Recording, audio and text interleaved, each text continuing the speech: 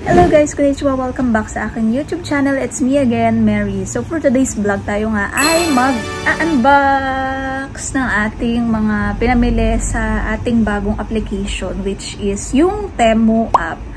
First, ang i-unbox nga natin ay ang ating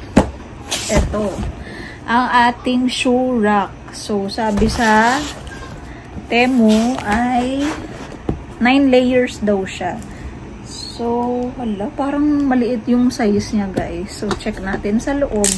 At tingnan natin kung ano ba, okay ba yung product nila. Diba? Kasi, mamaya ipapakita ko sa inyo yung ano natin. Yung mga pinag-order. Pinag-order natin sa Temu na worth nasa 2,000 yen. 5,000 yen pala lahat-lahat. Yung kanyang total.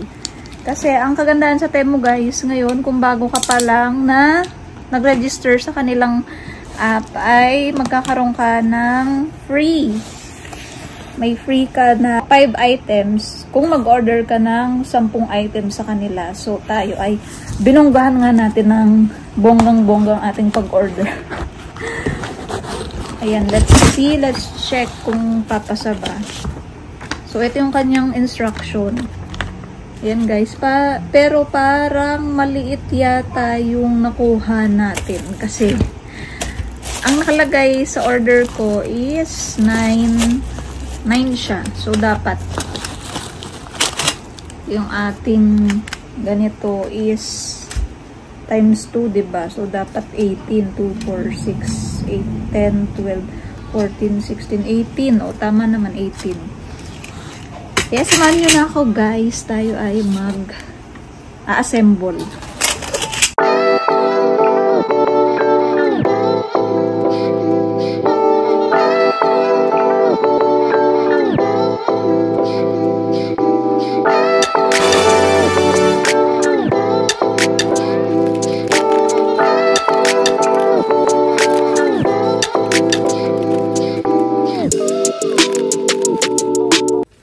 Guys, at mag-unbox na tayo ng ating mga pinamili. So first, itong aking favorite color na spatula, color pink, na small and medium size with brush. Ayan, silicone siya guys. Ito naman yung ating spatula again, na stainless steel, worth 100 yen lamang ito guys.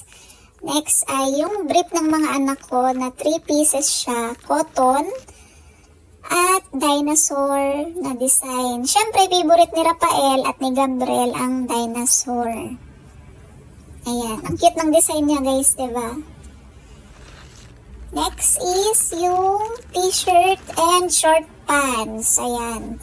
So, may pagka-nylon yung, ano niya, yung feel ng tela na to. Ayan. Okay na okay para sa summer. Ito naman yung ating shredder ng ating mga vegetable.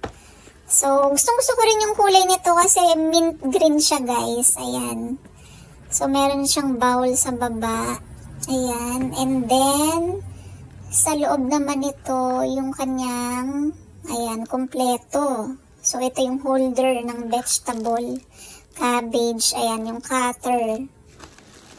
4 pieces na cutter. And then, ito yung ating oil pump or yung ating oil spray. Ito, 50 yen lamang ito guys. Napakamura niya lang. So, ito yung kanyang terno. Ayan. So, syempre, kambalang ating anak. So, dapat dalawa. Pero yun nga, nakalimutan ko sa brief. Dapat pala dalawa rin yung ating in-order. So, ito siya guys. Ito naman yung kanyang professional diagnostic tool. Para sa asawa ko. And then, ito yung ating cake turner. Ayan, okay naman. And yung ating next ay yung ating brush. Barbecue brush. Ayan, para sa oil. Ganyan. And another spatula again guys. This one is plastic naman yung holder niya. And ito, pure stainless steel. Next natin na yung ating cupcake molder. Ganyan. Or tart. Depende na lang kung anong paggagamitan natin yan. And yung ating next ay yung ating can opener. So, eto guys, sobrang ganda nito talaga kasi na-try ko na to kanina. So, ayan siya guys, ang ating can opener na worth 500 yen lamang. And then, ito yung ating meat grinder.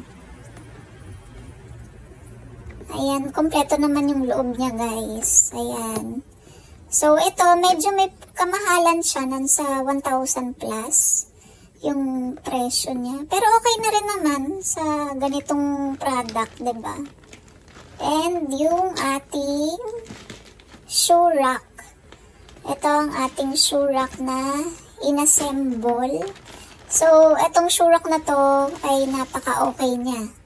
Dahil, sa tingin ko naman, matatag naman yung pagkakagawa ko, diba? So, ito siya guys. Napaka ganda. Ayan. Next natin ay ang ating next na package. So, ito ay ang ating solar lamp.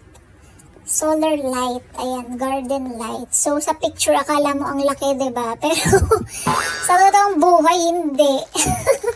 Hindi talaga siya malaki. Maliit lang siya, guys. And, yung next natin ay itong ating ayan, cake, icing bag. Ang ating icing bag at ang ating pang-decorate ng cake natin, no? And ito naman ay medyo delikado dahil parang mabilis siyang maputol. Itong ating cake cutter. And ito ang ating mat. Ayan. Para sa ating pagmamasa ng tinapay.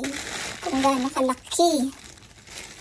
May sizes din yung color pink. And ito naman, same lang din naman siya ng color pink ang ating brown na mat na silicone type. Ayan siya guys.